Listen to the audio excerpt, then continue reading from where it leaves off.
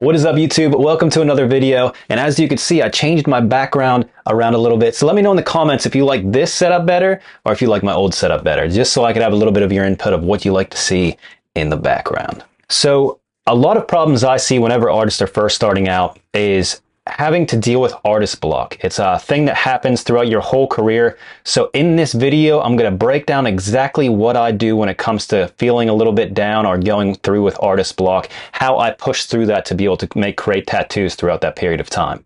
If you're new to this channel, I'm Brandon from Tattooing 101, and we make these videos for you guys each week. So make sure you like and subscribe and hit the little bell notification so you can be known whenever we make a video.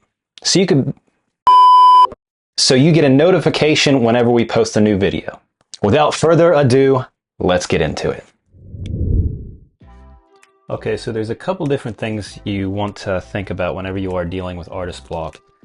The biggest things I see with people and tattoo artists when it comes to artist block would be them just putting too much time into tattooing. So the biggest struggle is you spend all of this time, building up clientele, tattooing all the time, and you're working 7 days a week, pretty much 24/7 to be able to draw for your appointments and everything, that it eventually takes a toll on you.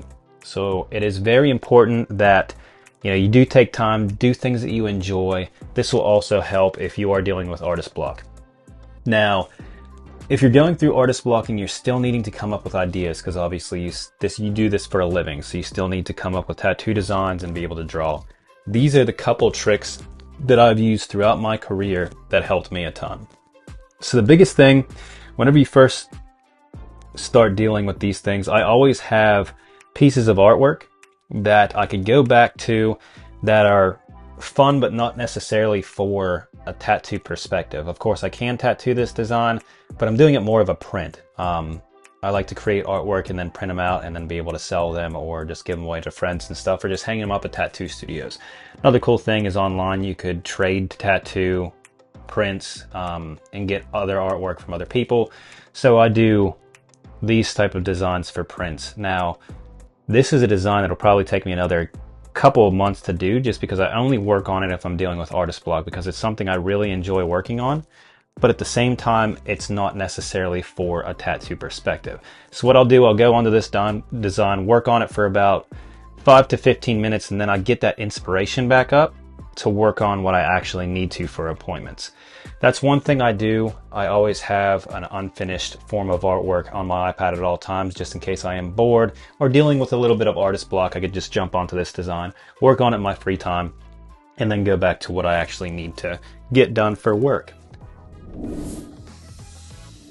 Another thing is, I really like anime. I work with a lot of anime tattoos and things like that, so I always have anime tattoos that I'm working on. This is a design that I've been working on, getting it together for a tattoo. This is one that I have done. Those are from Naruto, and I've just started on Vinland Saga. Is an anime on Netflix. It's really cool. So this is one thing that I was going through a little bit last week, and was having a little bit of artist block. I couldn't really get my mind focused on, being able to sit down and draw. So what I did is I started this new anime, and one thing that helped a ton was watching this, and I created a design specifically from that anime that I was watching. This is one thing that you don't necessarily have to come up with the designs out of your head, but it gets you to, be able to sketch and draw things. So this is how